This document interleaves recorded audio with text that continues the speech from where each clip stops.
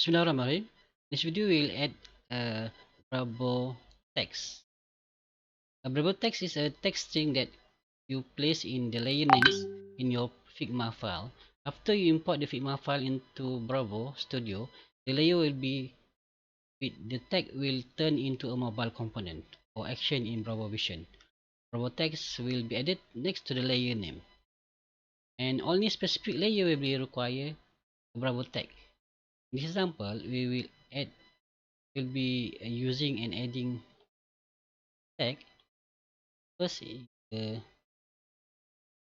menu menu layer. You click and double click the menu layer and you add this one, menu double dot type, set the brackets.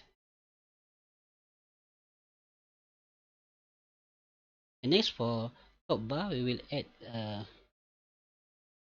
tagging like this.